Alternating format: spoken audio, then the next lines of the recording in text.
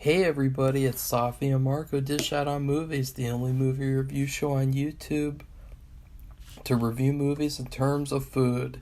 It's just Marco here once again, and I am here today to review the last movie of November, and this was supposed to be the last movie of my all-night commentary lineup, and it would have been another good commentary movie. But the thing is that I'm kind of glad that I didn't watch this one because it would not have made a good ending to the commentaries.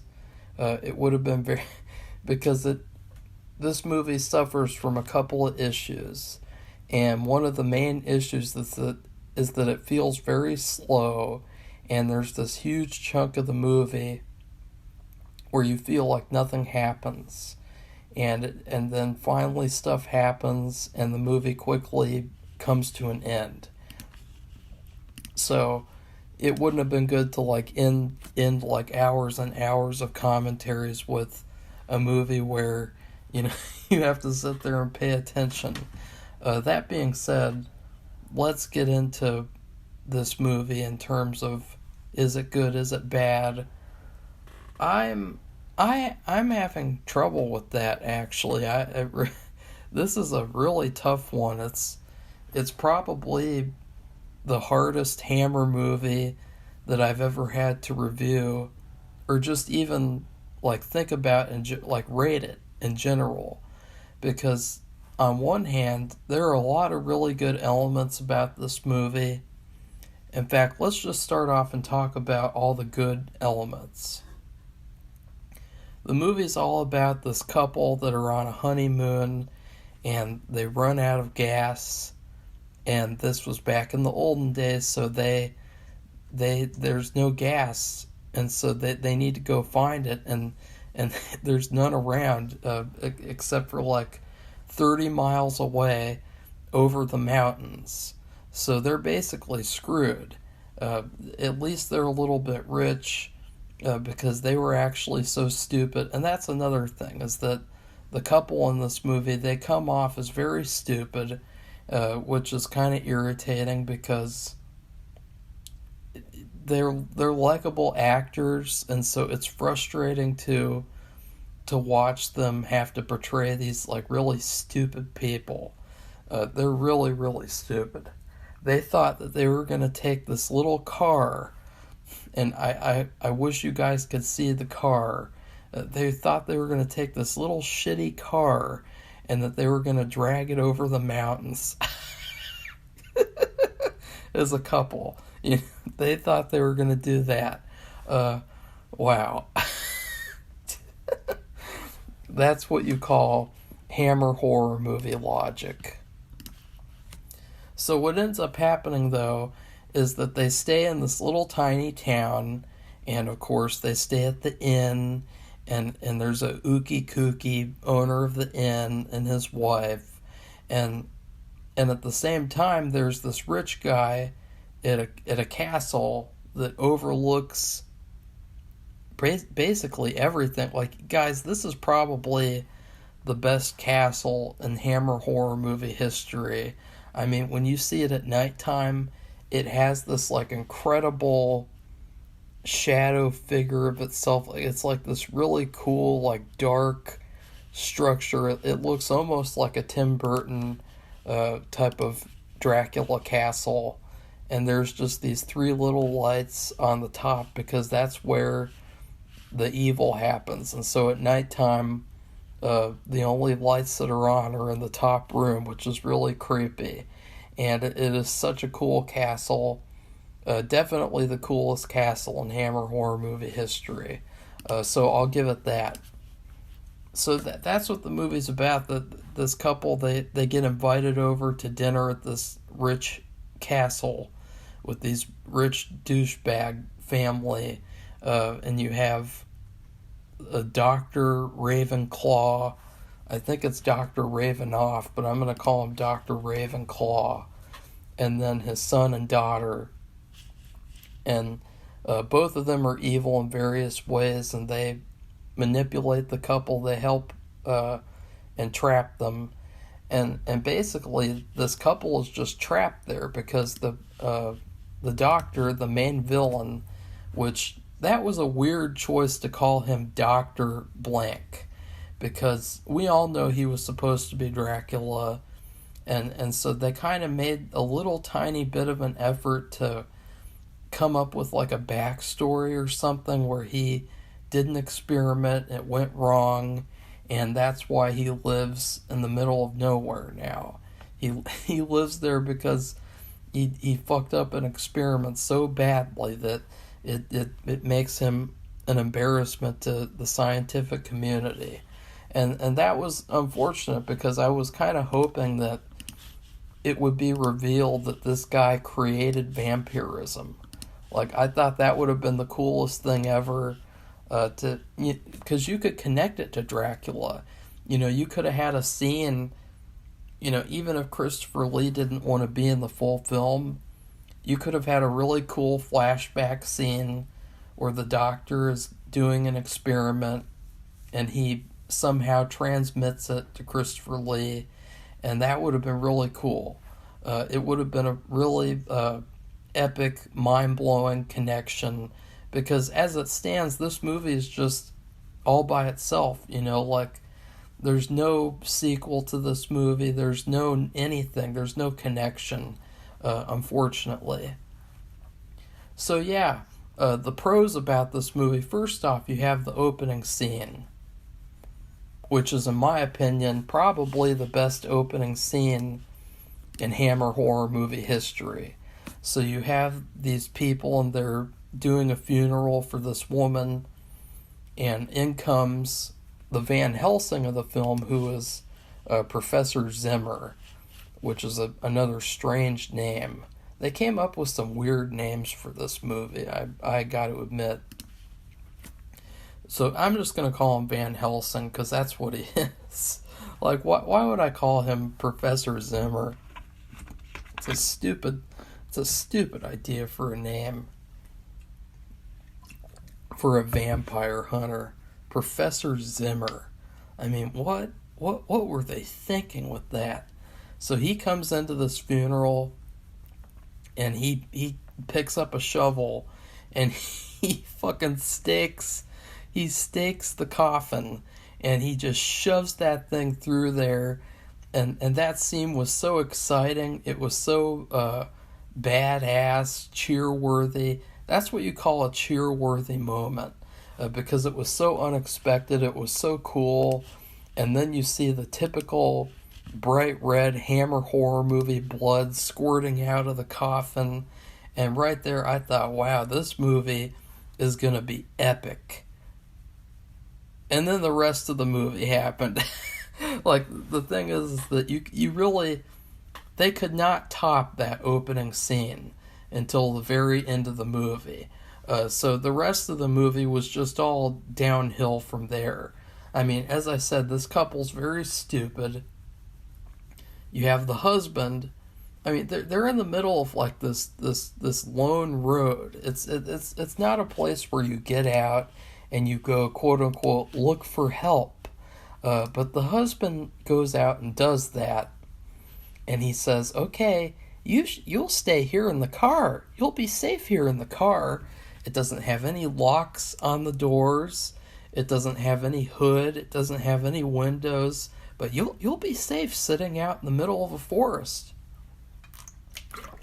in this shitty ass old car. And what does this biatch do? Marianne.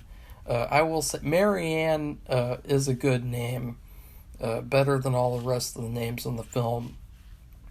What does she do though? She gets out of the car and she runs around in the forest. I mean, you just can't make this shit up. Like, and the thing is that, oh, she died in real life. That's unfortunate. Her last movie was Christmas with the Dead. Oh, ooh. That sounds like something to review this month. For December? Maybe. I don't know. I don't know about that one. But maybe. She gets out and she just starts running around. And then she gets scared because a tree branch falls on the road. And so she starts screaming. she starts acting like a ditzy. And let's see, when did this movie come out? When did it? 1963. Yeah. So, very, very strange behavior. And then it's really weird because Van Helsing is in the middle of the forest for some reason, because I guess he's staking out the vampires. That's another thing, is this Van Helsing guy, there's no explanation for, or actually, okay, there is actually, I just remembered the timeline, because you don't really know, when did this Van Helsing come into town? Why hasn't the vampire cult taken care of him? Why haven't they dealt with him? Because he's just telling everyone to get out and stay away, don't stay here, leave, don't go to the vampire castle. And so it's like, you'd think they'd take care of him, they'd off him at some point. But no, he's just living in some random place. Like, that's another thing too, is that, like, I guess he was living like underneath the inn, like he was living in the basement, I guess they were trying to imply. But I wasn't really sure about that. I thought that should have been explained better. But he's just in the middle of the forest, and he comes across this ditzy, dumb blonde wife, and he's like, get back to your car. It's safe there. And so then she finally runs back to her car. And I just thought that this was the most stupidest, most, like... And the thing is that the vampires could not get to her because it was the daytime. And so there really was no suspense whatsoever. It was just a very strange and odd sequence. It made me go like maybe I'll like the movie, but I'm not going to like these characters. But throughout the movie, I did end up liking the couple. I liked both actors a lot. I liked pretty much all the characters in this movie. The thing that I didn't like was the writing. Because for the majority of the movie, it's literally just this couple talking, and talking at the inn, at the vampire castle, and then finally, there's this plan that comes into play where they want to trap this couple by saying, we'll get your gas for you, we'll send for an ox cart to take the gas from another town from over the mountain, and we'll send for it, but it won't arrive until Sunday. They don't have Amazon Prime in this area. So they have Vampire Prime, which is basically, we're not going to really get the gas for you. We're just going to keep you here and fuck you up. And another thing that I didn't even mention is that the reason that they're in this weird little area to begin with is because the wife is established to be so stupid that she can't even read a map. And so but that's another weird thing too, is that, like, you just have to wonder, like, how did they get this far? I mean, they were in the middle of nowhere to where they could not even, like, walk to a nearby town where they would have a gas supply.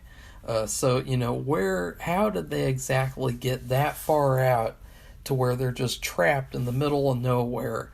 I don't really buy that it's just because the wife is a bad map reader. I think that's kind of a cop-out. There's a lot of cop-outs in this movie. At one point, they're at the vampire castle. Now let's talk. I was supposed to talk about the good things of the movie. Damn it! I did like the vampire. The main vampire was okay. He was kind of boring a little bit. I mean, I did like that he talked. I don't like this thing in these Christopher Lee vampire movies where he doesn't say anything. He just growls and grunts, and it's all because of the actor and how he was so full of himself that he refused to say the lines This actor, he wouldn't do something like that. He was a professional, and so he said all the lines that he was supposed to say, and I did think that he did a good job. It's just that his character was a little bit boring. Like, he really didn't have much to his character, except for he had some brutal honesty to him, to where he's kind of like going around roasting everything. Like, he's like, you guys, you should come to my castle because the food at the inn, it's horrible. It's disgusting. It's old. It's expired. Like, it's so hilarious. Like, there's this big paragraph that the husband skips over when he's reading this letter, where the main vampire's just roasting the shit out of the food at the inn. And then you go to the castle, and we never even get to see the food at the castle, probably because they didn't have the budget to get anything fancy. And that's another thing that happens in the movie, is that the vampires, they end up having a party. And that's where the climax of the movie, or no, not the climax, but that's where the movie finally kicks into gear, and you're not just sitting there like wondering, okay, when's something going to happen? But they said that at this party, this rich people party, keep in mind that these are the richest people in the area, and they said, this party is so special, we're going to fly in a chef from France, and the chef is going to prepare us a buffet. And then what do you know? The chef comes, and off screen he prepares his little buffet. And there's this little scene where Marianne, the wife, is getting her dinner. And it's hilarious because you see the buffet. And I'm not even joking, guys. Literally, the only stuff at this fancy rich people buffet is deviled eggs and ham. Like slices of ham. Like, just really? Like, that's the fancy French buffet that you ordered all the way, the chef to come over from France to cook you some deviled eggs and ham? Like, and see, they didn't think that we would notice. But see, that's the thing, is that a lot of these people, they don't consider what movies will look like over time. Like, if a movie is going to be timeless or not. A lot of people don't even consider that. And, now, I bet a ton of people have noticed that. In fact, let's see on IMDb, they have to have a goof section. So let's see if they have any sort of mention of the fact that there's supposed to be a fancy rich people buffet. And they don't have any potatoes, they don't have any green beans, they don't have anything like interesting. Like, all they have is deviled eggs, champagne, and ham. And like, to me, that's like a bargain bin New Year's party, and this is supposed to be some fancy rich people party. It's like, they don't have it.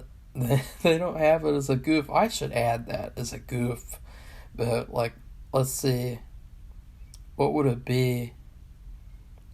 Probably like I don't know. Continuity, maybe? Because I really noticed that. I thought, like, she stacked the wife, she put 2 deviled eggs on her plate and 1 piece of ham. And I thought, if that's your dinner, then you're just a fucking alcoholic, because there's no way that somebody could eat that and then say, wow, that was a great dinner that I had at the rich people house. Like, that's the equivalent of when President You-Know-Who bought the baseball team all the fast food. Like, he just had this buffet of fast food. But even then, at least that was a real buffet of, like, a variety of food. This was literally just ham and deviled eggs. They weren't even different types of deviled eggs. I saw those deviled eggs. They were the same types. They had the same ingredients.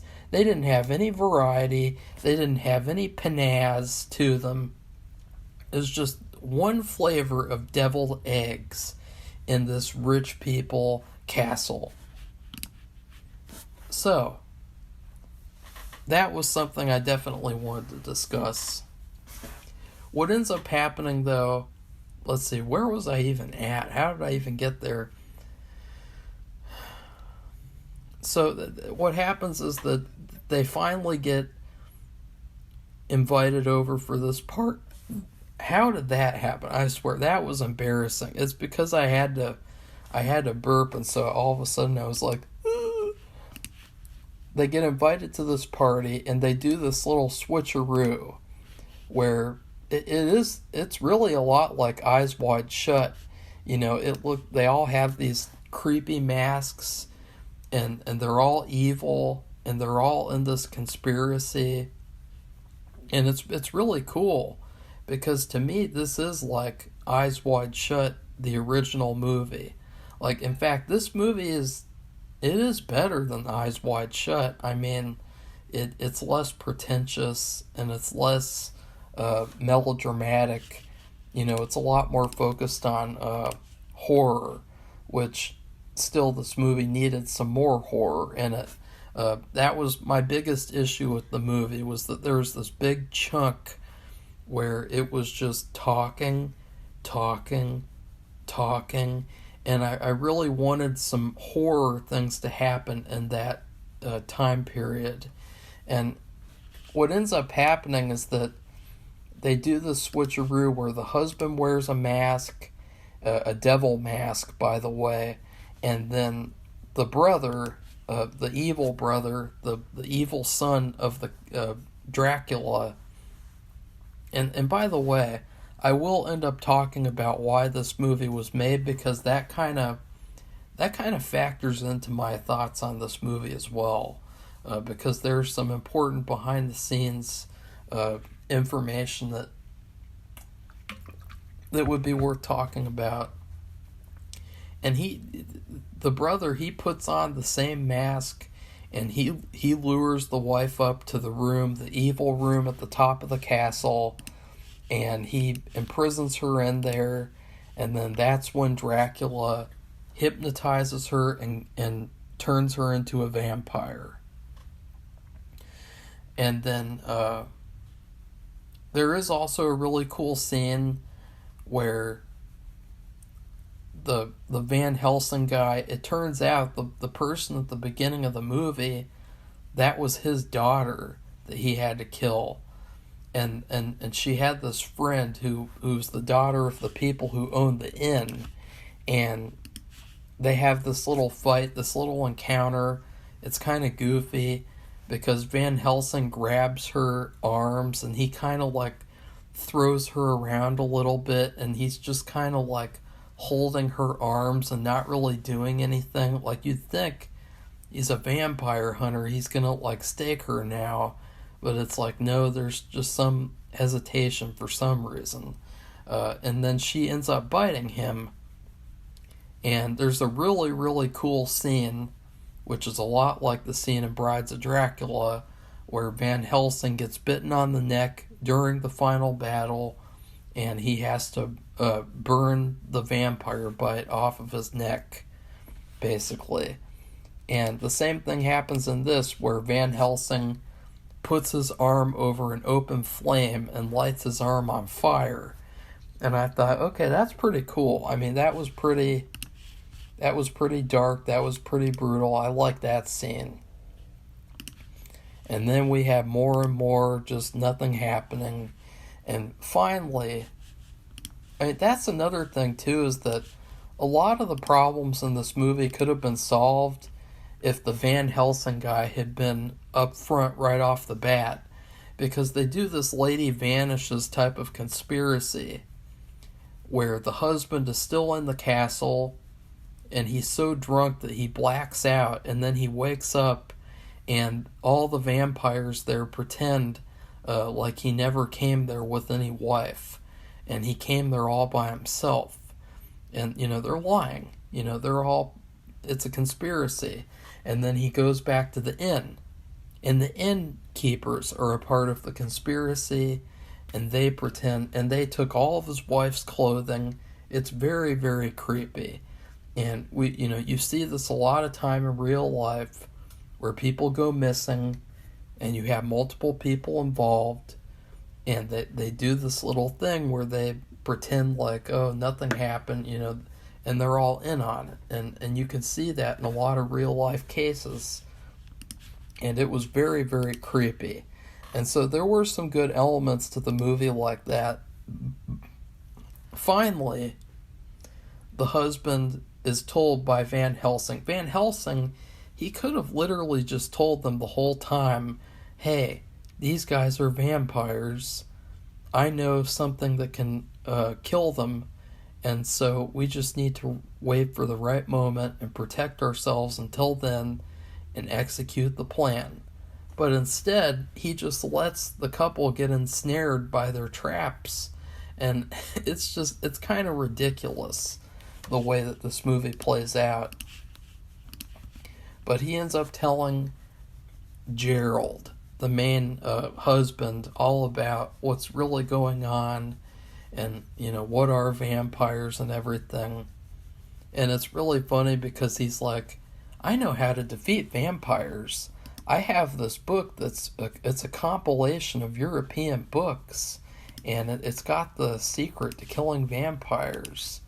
And it's like, I wonder, that was another weird thing in the film, was like, you wonder, how did he get this book? How did he, because it was like multiple pieces of different books copy and pasted into one. It was very strange. And it was like, it was really a question of like, how did he get this stuff? How did he get this information so that he could do this? Because it seemed kind of like forced for him to even have that to begin with. It seemed like, like you have to wonder, like, how long did it take him to get that? Because they said that his daughter, they said that she came back and that she wasn't herself.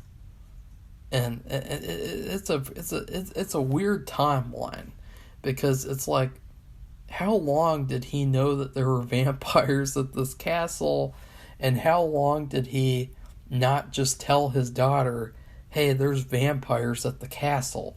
I'm really confused about the timeline of events. So what ends up happening is that the husband, there is a really cool sequence where the daughter of the innkeeper, she's the best vampire in the film, definitely, in many, many ways. He asks her to take her to the vampires, and he's so stupid because he thinks that, like, she's going to turn on her fellow vampire cult. And that's the thing in this movie, is that in this movie, vampires are like a cult.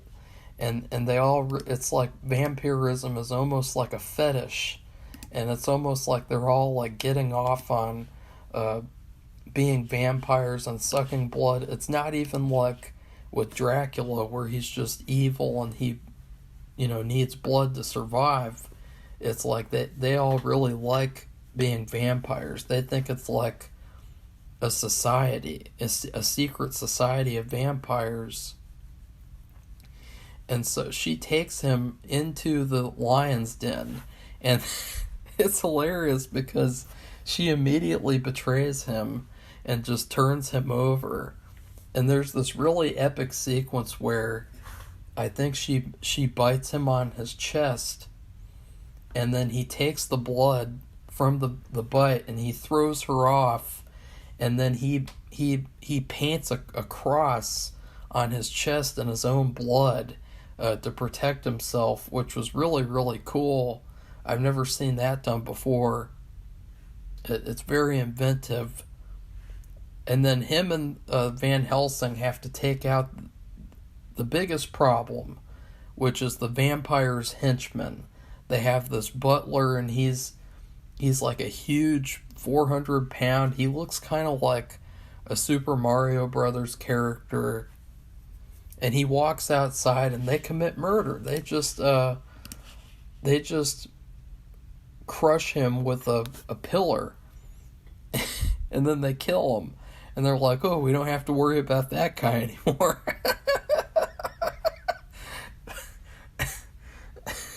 Like, you have to wonder, like, some of the logic in this film is really off. This really feels like a chopped up effort. It doesn't feel like they're putting their best foot forward on some of these story choices.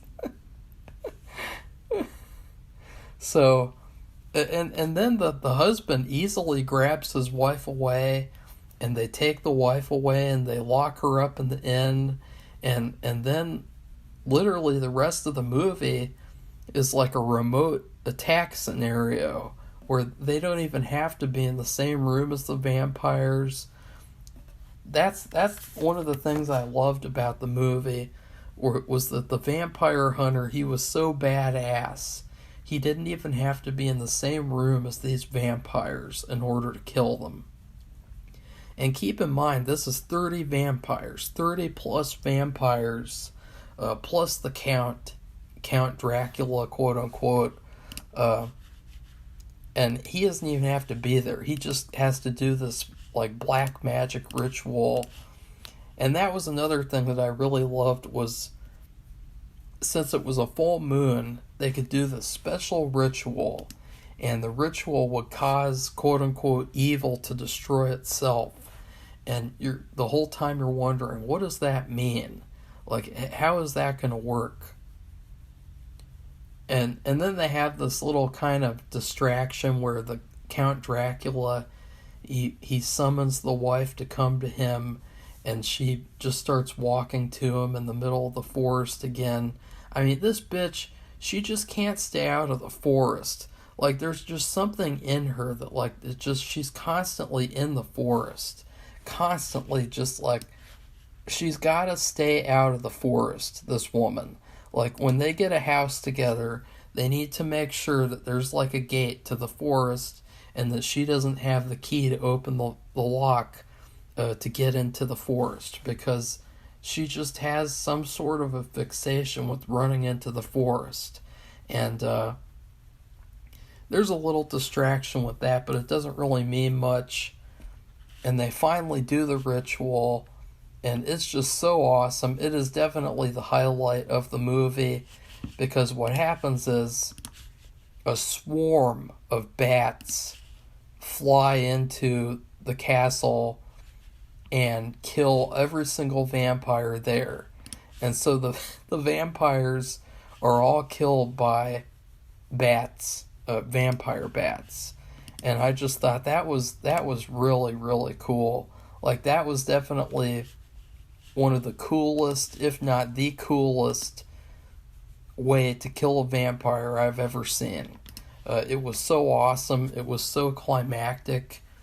And the movie knew that it was so good that they literally didn't even give the movie an ending. You know, they just ended the movie, and they showed all the corpses of the vampires all over the floor, and then they just put the end, and it was really, really something. So overall, one thing I didn't mention is the music. This movie has the best music of any Hammer horror movie I've ever seen. The music for this movie, it is so good. It completely improves on the film. It is so incredible. It really is some of the greatest horror movie music I've ever heard. And so I would definitely say, like, if I had seen this in theaters back when it came out, I would have really liked the movie. And I would have been really happy with it, like, just simply because of the music. I mean, good music can go a long way, especially with a Hammer horror movie where you had this very talented music composer whose name I'm forgetting right now, and his music was just always the highlight of the films. In terms of why this movie was made, This movie was supposed to be, well, okay, first off, you have Brides of Dracula. Brides of Dracula was supposed to be the sequel to Horror of Dracula. But Christopher Lee, he was so full of himself, he didn't want to do Brides of Dracula, so they had to change it. They had to completely work around it. And then Brides of Dracula was originally supposed to end with them doing this black magic ritual like in Kiss of the Vampire. So then they changed the ending to Brides of Dracula, which I will say, Brides of Dracula is still the best Hammer vampire movie by far. I mean, you really can't beat that. I mean, that movie was just perfection. So they decided, let's take these little ideas from Brides of Dracula and let's make it into its own movie as well. And so it was kind of like a spin-off of a spin-off. And for being a spin-off of a spin-off, it was really, really good. I would say that it feels a lot like it could have been the reboot to the Dracula series. Like nowadays especially, I could definitely see, instead of continuing Christopher Lee and his little crybaby, egotistical, I can't say these lines because I'm too good to say these lines.